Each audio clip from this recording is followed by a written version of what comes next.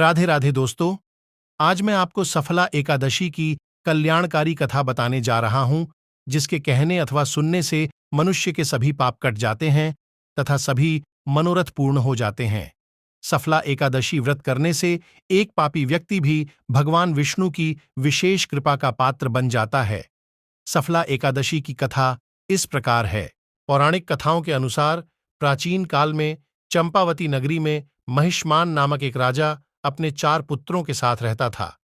उसका सबसे बड़ा लुम्पक नाम का पुत्र महापापी और दुष्ट था।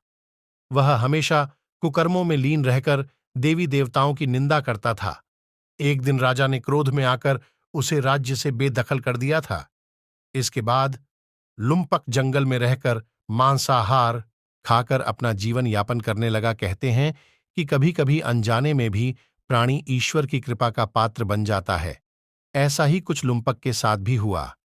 एक बार भीषण ठंडी की वजह से वह रात में सो नहीं पाया। रात भर ठंड में कांपता रहा, जिसके कारण वह मूर्छित हो गया। उस दिन पौष माह के कृष्ण पक्ष की दशमी तिथि थी। अगले दिन जब होश आया, आज उसमें जंगली पशु पक्षी का शिकार करने की शक्ति नहीं थी। अतः उसने जंगल में से कुछ फल एकत्रित किए।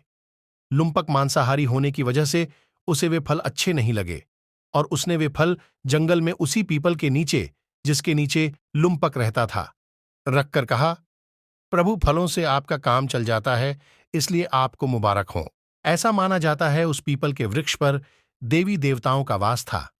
लुम्पक बेहोशी की वजह से 2 दिन से बिना खाए पिए रहा और एकादशी के दिन वे फल अनजाने में देवताओं को समर्पित किए थे, जिसकी वजह से भगवान विष्णु लुम्पक पर विशेष प्रसन्न हुए तथा लुम्पक को सभी पापों से मुक्त कर दिया। दूसरे दिन उसी पीपल के पास एक सुंदर रथ विभिन्न प्रकार से सुसज्जित श्री हरि की कृपा से आकर खड़ा हो गया तथा आकाशवाणी हुई कि हे युवराज, अब आपके सभी पाप भगवान हरि की कृपा से कट गए हैं। आप रथ पर बैठकर अपने राज्य को जाओ।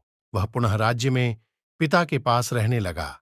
पिता ने सारी बात जानकर पुत्र लुम्पक को राज्य की जिम्मेदारी सौंप दी और वन में हरि भजन करने चले गए। लुम्पक ने वृद्धावस्था तक शास्त्रानुसार राज्य किया और अंत में वन में जाकर भगवान विष्णु जी की पूजा तथा एकादशी व्रत के फल स्वरूप मोक्ष को प्राप्त किया। मान्यता है इस सफला एकादशी व्रत कथा को कहने या सुनने से व्यक्ति को भगवान श्री हरि की विशेष कृपा प्राप्त होती है तथा व्यक्ति के सभी मनोरथ पूरे हो जाते हैं।